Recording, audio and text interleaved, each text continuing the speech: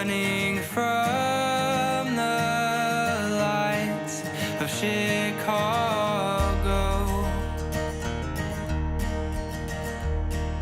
And brother,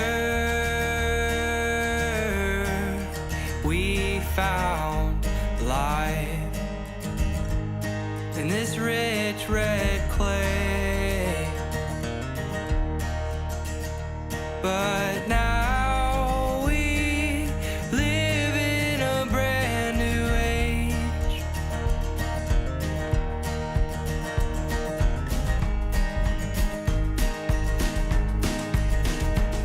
Like Queen Anne's lace, comely and undersung.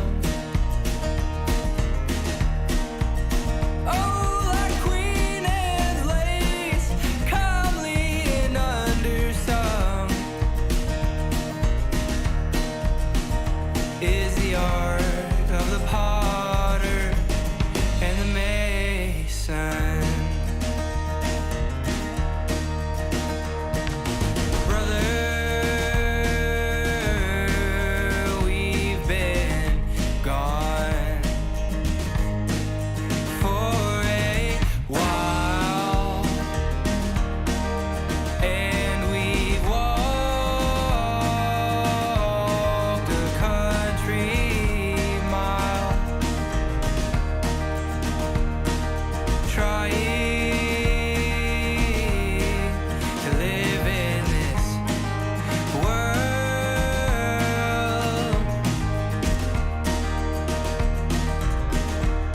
by going against the grain like a hardwood burl.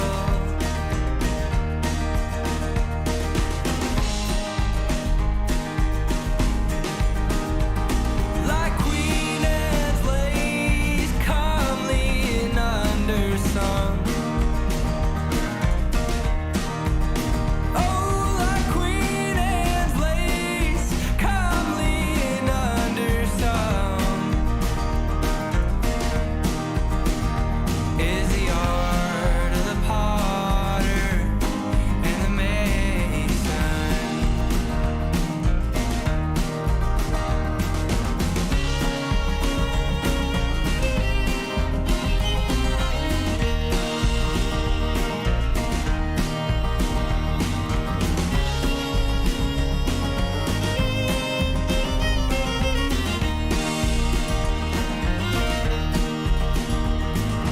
Days of old written in stone, and we have molded this earth like a poem, with our calloused and careful hand. But these days we don't get a second glance. Like Queen Anne's lace, comely and undersung. Oh, like Queen Anne's lace, comely and undersung, is the art of the potter and the mason. Is the art of the potter and the mason. Oh, is the art of the potter and the mason.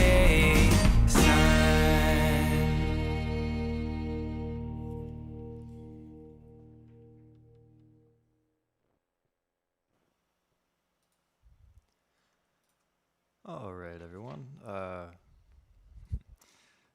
Just want to go ahead and mention the chat function here. If you have a mind to, go ahead and send a message within that, just so I know that I'm not talking into the void here, just so I know that there's people on with me. And if at any point without like throughout this, if you have any questions about anything I've said, or I'm going too fast or too slow or anything like that, feel free to say so, and I will do my best to answer any questions or adapt accordingly. Oh wow, there are people watching. Nice to see all of you. Well, with that, I'm going to go ahead and take the opportunity to introduce myself. My name is Chris Kuskey, for any of you who don't know me. I am the recording manager for Mon Hills Records. I've been with Mon Hills since the fall of 2016, so this makes this my 4th year, which is crazy to think about. What I'm going to be talking about throughout this series is I'm going to be trying to give some tips and best practices and considerations for recording and mixing. I'm going to go ahead and disclaim that and just say that I am still in the process of learning all of those things. I've been fortunate enough in the course of the time that I've been doing this to make a lot of mistakes really quickly and really early. But I am still actively making mistakes and still learning from them. So everything that I'm going to be sharing in these videos is only what I've figured out through experience and what works for me. This is not me talking about right and wrong ways to do things. This is just what I do, and if you guys can glean any sort of knowledge out of that, that's my goal with these videos. I've attempted to structure these weekly topics in such a way that they're going to be cumulative, so they'll build on each successive week will build on the concepts discussed in the prior week, and I think I think this is going to be beneficial for all skill levels, whether you have no audio engineering experience at all, or if you've been doing this for a little while. I'd like to hope that everybody will be able to get something out of this. I'm also going to go ahead and take this opportunity to disclaim all of the examples that we're using are going to be in Pro Tools. That is not to say that you have to be using Pro Tools in order to get something out of this. You don't. I highly recommend Pro Tools, but if there's a DAW that you're more comfortable with, that is absolutely okay. I'm also running on Windows, so if I say any key commands, I'm probably going to say Control. I'll try to do both Control and Command for any Mac users out there. With that, I'm going to go ahead and take a second. I'm going to flip over to a session that I've been working on here recently, just so you can kind of see some of the things that we're going to get to over the scope of this video series here. So my talk mic is going to cut out for a second while I switch sessions, so bear with me.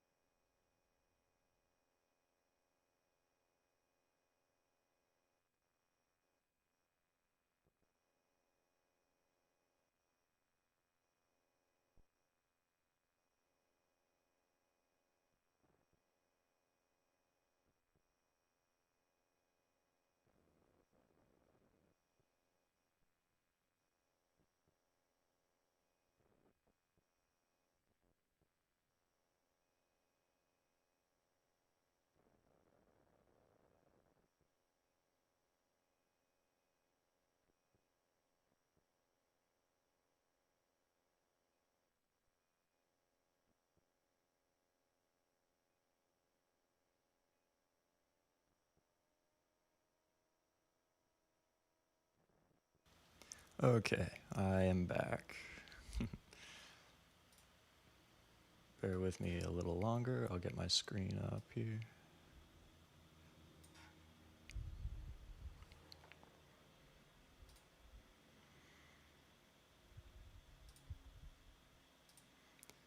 Okay. So, what you're looking at here is my most recent Pro Tools session. I'm not going to play anything in it because it is of a song that is, as of yet, unreleased. But just to give you a sense of a visual representation of some of the things we're going to be talking about, here it is. So for any of you who use Pro Tools, this is my mix window. You can see all of my channels, input routing into some bus channels, effects channels, this sort of thing. All of the little gray boxes you see at the top, those are processors and sends.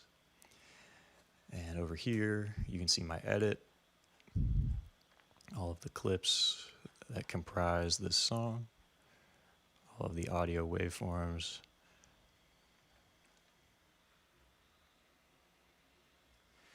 And over the course of this series, my goal is to get everyone watching to the point that nothing within this looks familiar or looks unfamiliar or intimidating or inaccessible. Ideally, anybody watching now by the end of the semester will be able to build something like this themselves for whatever purpose they may have.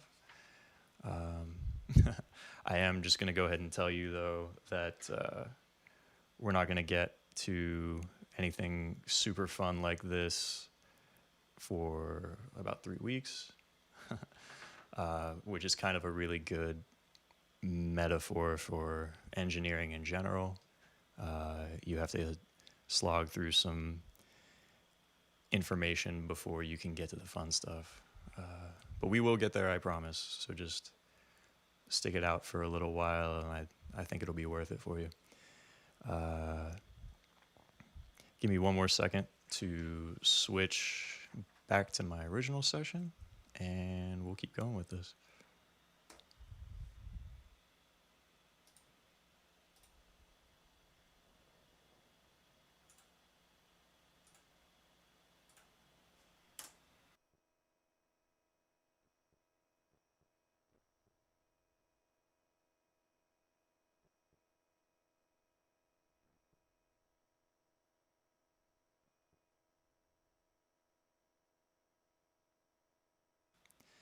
And I am back.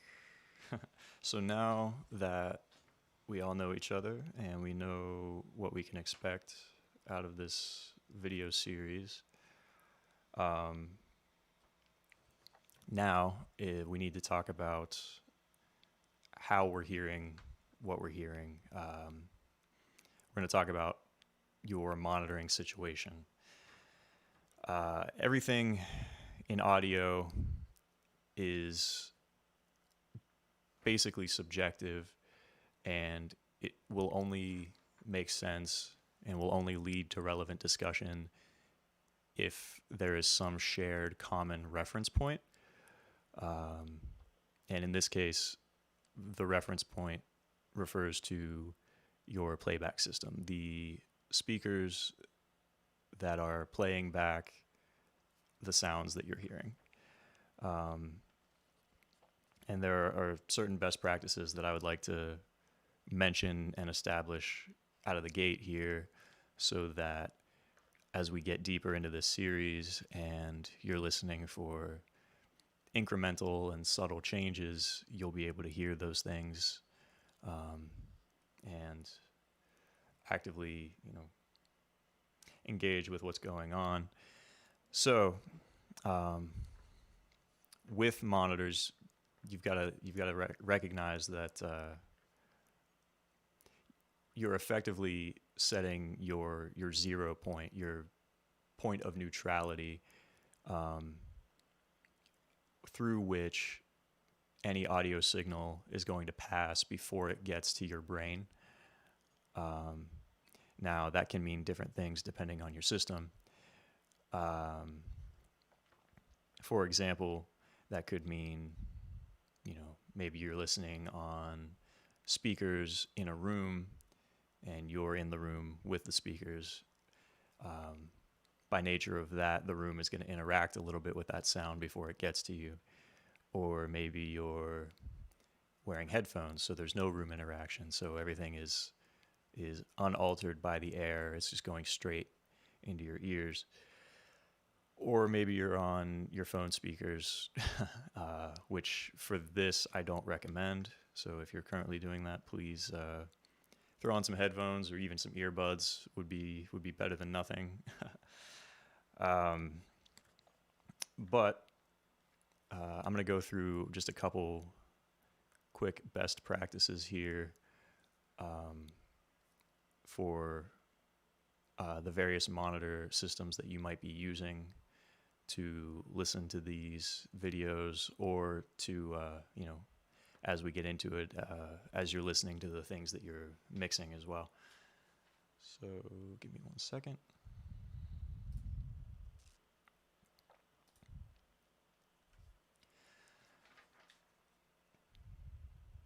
So ideally, you'd be listening on one of these. And what this is a near field monitor. And it's called that because it is designed to work over a relatively short distance. They're designed for the listener to be near to it. These are really good for mixing purposes, especially if you're in a less than perfect room, as I'm sure most of us are, as I am right now, because they are going to provide for the least amount of room interaction with the sound. And we'll get into why that is here in a minute. But suffice it to say, if you have the means to be listening on near field monitors, please do so. This specific monitor that you're looking at here is an Atom TV5. These are the monitors that I'm listening on right now. You'll notice that it has 2 openings within it. Those are known as drivers, or more generally speakers. The bottom round one is called a woofer, and it is designed to carry lower frequency information, and the upper square gold part is called a tweeter, also sometimes called a horn, and that is for conveying high frequency information. If you are or are going to be listening on near field monitors, there are some things to keep in mind in terms of their placement. They will work best if placed a certain way relative to your listening position. And the best way to set that up is like this. So what you see here is a little mock-up of a mix position. You can see in the upper left and right corners there are some near field monitor boxes, and they are angled towards where you will be listening from.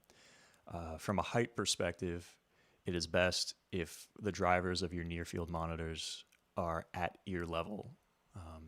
So nothing's going over or below your head. Everything's aimed straight at your ears. And the monitors should be as far from you as they are from each other. So if there is 3 feet between the left and the right monitor, you should be sitting 3 feet away from them. And that goes for any greater or lesser distances within that. This configuration allows for the best possible stereo imaging, meaning your ability to distinguish between the left side and the right side. And it also allows for the least interaction with your walls, because as we said, we're making the assumption that we're not having the luxury of a treated room here. In general, this configuration will get you pretty far. There are obviously, you can get as in-depth with near field placement as you choose, and if you really want to get heavily into that, you can get a hold of me after this, and we can we can talk about that as needed. But for the purposes of this will get you plenty far enough. Now, the entire assumption with speakers is that you want to have what's called a flat response, which essentially means that no frequencies are going to be unduly raised or lowered by the speakers itself.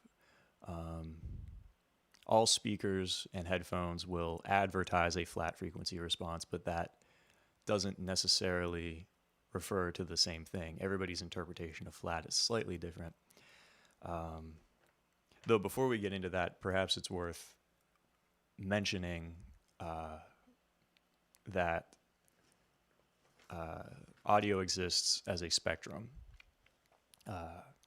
Sound waves themselves are just vibrating through the air as waves, as they can be represented, like in the clips that we were looking at earlier.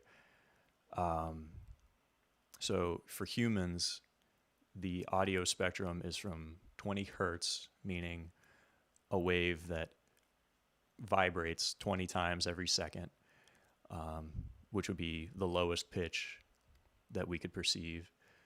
And we can perceive from there up to about 20,000 hertz, meaning a wave that vibrates 20,000 times every second, which would be the highest frequency that we as humans can perceive. So when we're talking about a flat frequency response, we're talking about a speaker that can accurately replicate down to 20 hertz and up to 20,000 hertz and everything in between without noticeably boosting or cutting the intensity of any frequencies within that. There's an easy way that you can figure out if your playback system does that, and that is to look up its frequency response curve, which is a graph that you can usually get from the manufacturer. So for example, this is the frequency response curve of my Atom T5Vs. So if you look at this, I know this looks complicated, but it really isn't crazy. Along the bottom, you have your frequency spectrum from 20 hertz in this corner. And this one goes all the way up to 30,000 hertz, all the way up here. And then your y-axis here is decibels. We're going to get a little bit more in depth on decibels in next week's episode, but suffice it to say for right now that decibels just refers to the amount louder or quieter that a signal is. So if we look at this chart for these near field monitors, we can see that in general, they trend a pretty flat line. This center line here is 0 dB, and there's no boosts or cuts greater than 2 decibels on either side of 0 from this center of the line. Now, if you look at the left side of the graph, you'll notice that these particular speakers don't really get up to their full performance until about 60 hertz. And then they're flat relatively up to above 20,000 hertz. So that means anything above 60 hertz, these speakers are going to give me a really good idea of what my signals are, although they are going to leave off some information below 60 hertz. So that's why it is important that you ideally will give yourself multiple points of reference in your monitoring. For me, what I do is I'll mix on my near fields, but as I'm going, I'm being sure to check on a set of over-ear headphones, which look like this. Pretty self-explanatory. They are headphones that you are wearing over your ears. They surround your ears rather than just sitting on top of them. These particular headphones are Sennheiser HD280s, which are what I use, and I cannot recommend them highly enough. These, just like near-field monitors, will have their own frequency response curve, which looks like this. So if you look at this compared to the near-field response chart, the curve isn't quite as flat as the other one. Here you've got swings of about plus or minus 5 decibels over the course of the spectrum. But you do have significantly more information present below 60 hertz. So as I'm mixing, I'm switching between these reference points, generally trying to get my full range sounding good on the near fields, but then checking my sub frequencies in my headphones. So based on seeing these metrics, the ideal situation for watching these videos and for mixing when you get into mixing would be near fields if you have them, over your headphones also if you have them. Though I recognize that maybe not everybody has either of those things. If that's the case, earbuds can sometimes work, although you have to understand that earbuds only work if they're worn properly. And what that means is they basically have to be pushed like really, really deep into your ears because they need to create a seal. It should be as airtight as possible so that you get the full image of the frequency spectrum from the really tiny driver in the earbud without any interference from outside air. The biggest thing to keep in mind with whatever you're referencing on is you need to listen on that system frequently so that your brain learns, what professionally mixed sound should sound like on that system. So if you're just listening to music that you enjoy through your system constantly for, even just in the background, like not necessarily like sitting and paying attention, just having it on while you're doing whatever it may be, is going to train your brain to have a reference of how music sounds on your system so that when you go to mix, you'll be able to try to match that and recreate that on your system as you're setting it up. One thing that is probably important to mention here as well is the concept of ear fatigue. Ear fatigue will exist in any monitoring system, so it's important that if you're mixing or critically listening or whatever it may be, try to give yourself a period of silence for every couple hours that you're into it. Understand that near field monitors at a reasonable level will take the longest to cause ear fatigue, and earbuds, because they're so close to your eardrum, are going to cause ear fatigue more quickly. Headphones will obviously be in between those two. But as that starts to happen, you'll notice that sounds start sounding more dull. That's because the human ear is designed to begin attenuating, meaning reducing high frequency perception as they get tired. So if that's the case, if you're mixing through ear fatigue, you'll start noticing that everything sounds a little more bright than it should, or other artifacts that can creep up. So just keep that in mind as we're going through this series, not to get too far in the weeds on anything for too long. But I believe that is probably the extent that we need to talk about monitoring for right now. Again, if anybody has any more specific questions or anything more in depth, feel free to get a hold of me. But I think for the purposes of this, that will take care of that. So give me just one moment to switch back to Pro Tools. All right. So here we are back in Pro Tools. This is a very simple session that I've created just with some master channels, some master tracks to play back, because the other topic that I wanted to get into today is critical listening. Music at this point is kind of everywhere. You know, it's played in stores and restaurants, and it's on the radio in our cars, and you know, we'll listen to it walking around town. It's constantly being played, and that's a good thing. But it's not enough for the purposes of what we're trying to do here, to listen to music in the same way that we listen to music when we're in the car or at a restaurant or walking down the street. Those activities I refer to as passive listening, which again, there's nothing wrong with that. It's, you know, it can be relaxing to be a passive listener.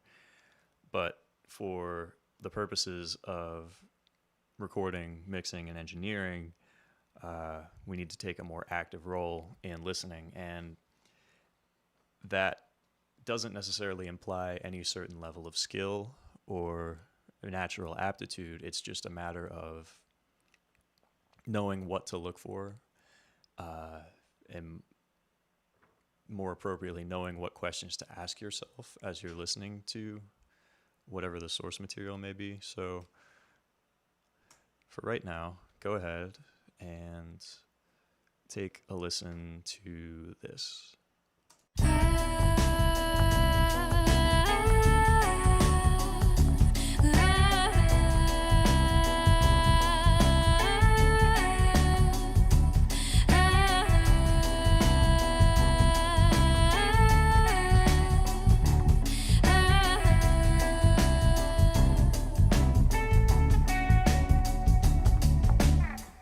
It's so natural to us.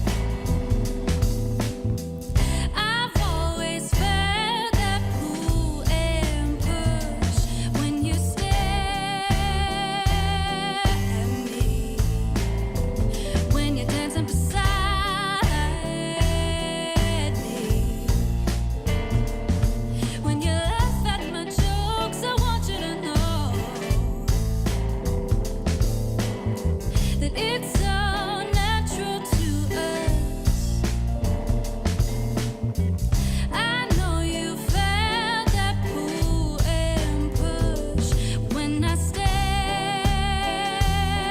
at you, when I'm dancing beside you,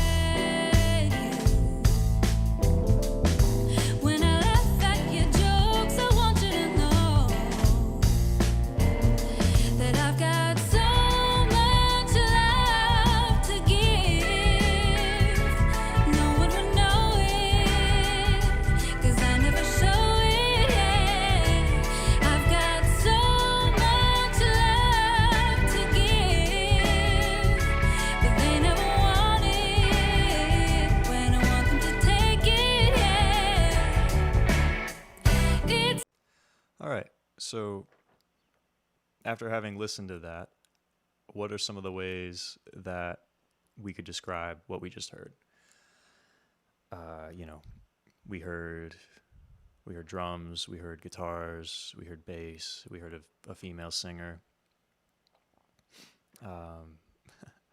As we think about this, it kind of comes to mind that there isn't a standardized set of adjectives to describe audio.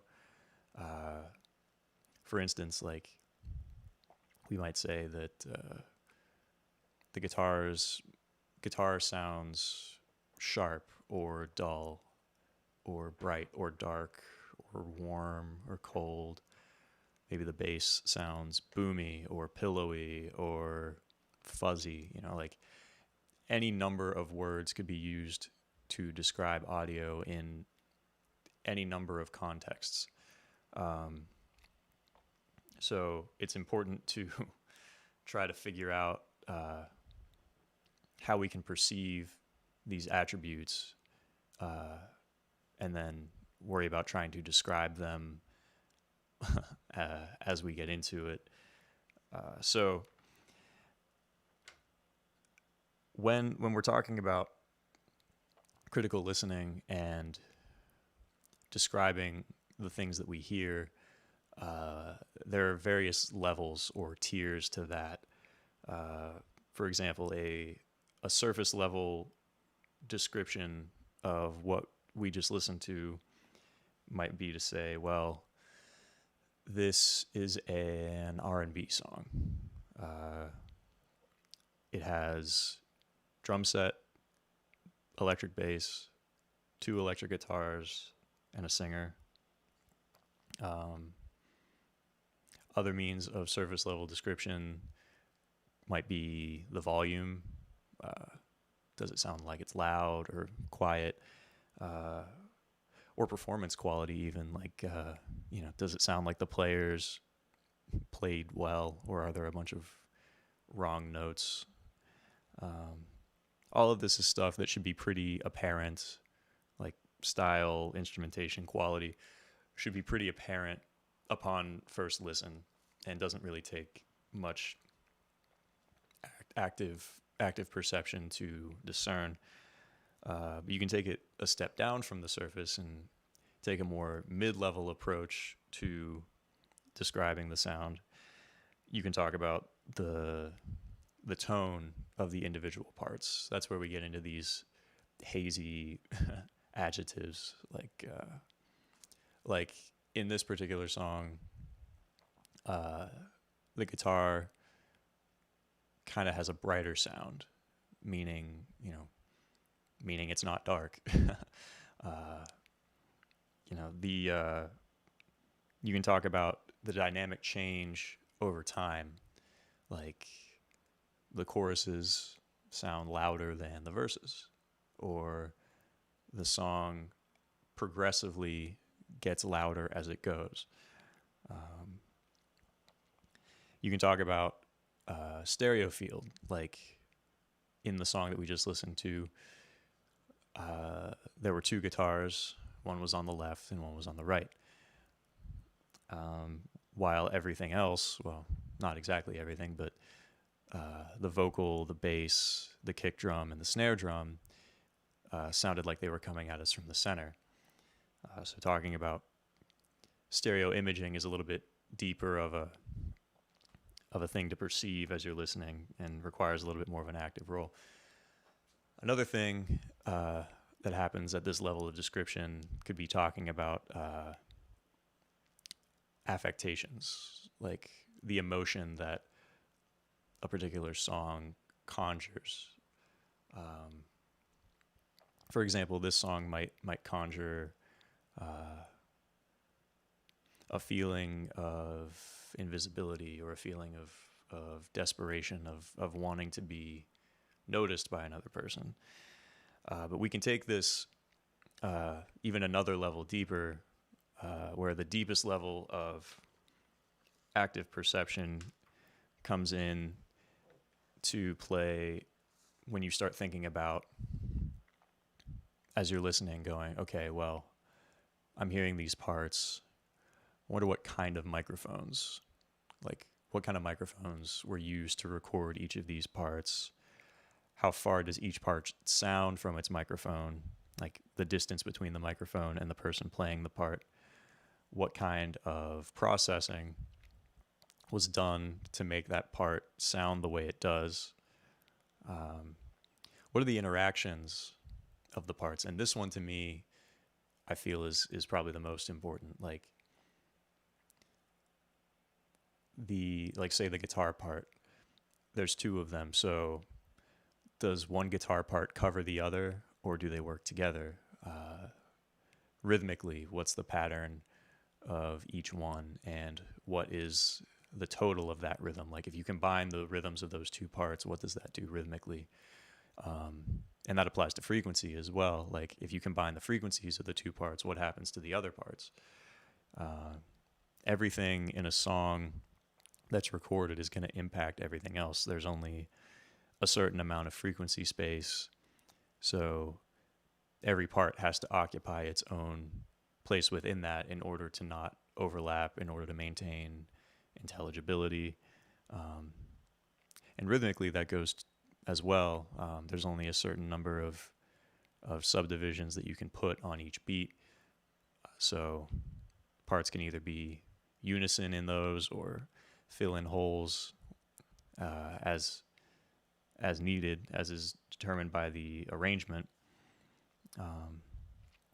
Another thing that can be perceived at this level is separation of parts, like the arrangement within the stereo field, but also how distinct the parts are. Like, can you tell the difference between the kick and the bass guitar? Or can you make out individual parts within a background vocal arrangement? You can think about, kind of like we got into earlier, like what each part contributes to the whole of the frequency spectrum or the dynamic spectrum or the rhythms that are at play.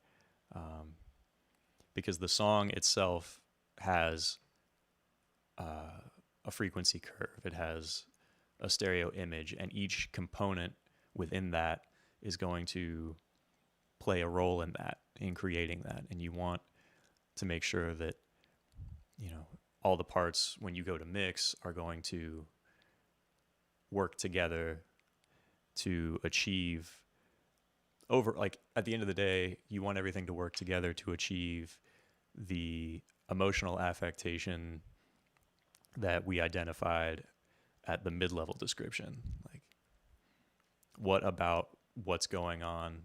What about the parts, the arrangement, the way that they're processed, and how they interact and what they contribute overall? What about that creates that feeling? Is it, and that can be as deep as the tone that the players chose for their respective instruments. So, and you can get as deep into this as you want. You're really only limited by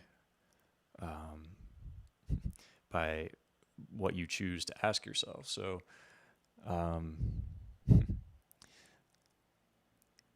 I think it's beneficial to start thinking from this point out, if you aren't already. Try to reserve some time for active listening throughout the day. But it's important to recognize that a lot of these terms that we're talking about are subjective and relative. A lot of musical terms and audio terms are only relevant in terms of a comparison. So, to jog our memories, here's what we originally listened to. That it's so natural to us. I know you felt that pull and push. All right. So, thinking about all the things we just talked about in terms of our critical listening and our levels of description, let's take what we just heard and compare it to this.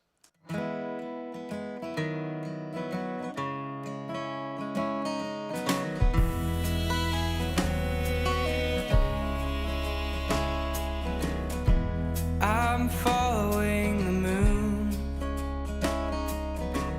trying trying to find my way,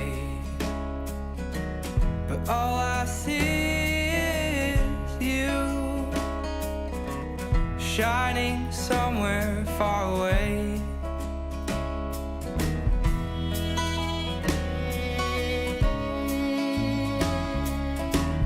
Whippoorwill, she sings, calling into the night, looking for a friend to have in her life. And I'm singing along to her song. I don't have much to offer, but all my love to give. So let the world slow down for a while, and we'll dance along to the whippoorwill song.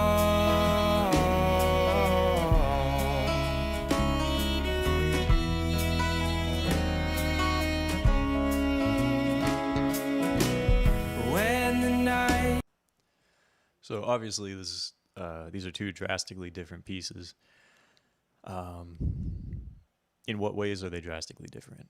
Well, obviously, the second one, spatially speaking, feels a little smaller, but at the same time, it feels a little bit more open. Whereas the other one, while the instruments themselves sound bigger, it also creates, a feeling of being a little bit more closed off, a little more surrounded by the sound. The first example might have had a little more bass presence. There was only one guitar in the second example, except for in the chorus, where they're playing two drastically different parts, where the one on the right is strumming and the one on the left is just embellishing with downbeats, contrasted with the first example where there's two electric guitars the entire time, one of which is playing rhythmic chords and the other is playing single note leads. The drum content, the way the rhythm is conveyed in the second example is much more relaxed on the back side of the beat, all serving to create this feeling of being at peace and relaxed and intimate, compared to the first example where it's a little bit more directly on top of the beat, propelling the song forward into more of the frenzied mental space that song requires. And we could go on with describing these two songs and the way they contrast with each other. But rather than take up your time doing that here, I'm going to assign a little homework and implore anyone watching this to pick at least 3 tunes, doesn't matter what, of contrasting styles, and try to ask yourself some of the questions that we brought up today. Try to actively listen and critically listen, and try to do that as often as possible. But start off with 3 tunes. Try to describe each one individually, and then try to describe the similarities and difference of each tune to the other 2. Each time just asking yourself these set of questions about ways to describe what you're hearing. Because that really, to me, developing that habit, that sensibility, is what distinguishes one engineer from another. After today, everything we're going to be talking about is going to be dealing with hardware or software, operating various pieces of gear, technical things, troubleshooting things, which while their uses can be creatively employed, the way they work is black and white, is standard, is defined. The only thing that isn't and shouldn't be and can't be is the way you hear things, your sensibility when it comes to hearing music and creating music. So if we can start developing the habit of critical listening now, then the more we learn about the gear and the software and all the fun stuff, then the more we're going to be able to use what we know about the operation of the gear to serve our goals in creating emotionally effective music, creating something that draws people in and prompts them to hit the replay button, which is ever more important in the current streaming landscape that we're in today, and is really what, I mean, as engineers, I feel like we need to strive for. But yeah, that is, I think that's what I have for you today for this first, what we're going to start calling audio hour. Again, if you have any questions or want to get more in depth with any of the topics we discussed today, feel free to get a hold of me. And next week, we are going to be talking about microphones and signal flow and gain. So you definitely don't want to miss that. So you can tune in right back here next Thursday at 6, same bat time, same bat channel. And until then, have fun listening.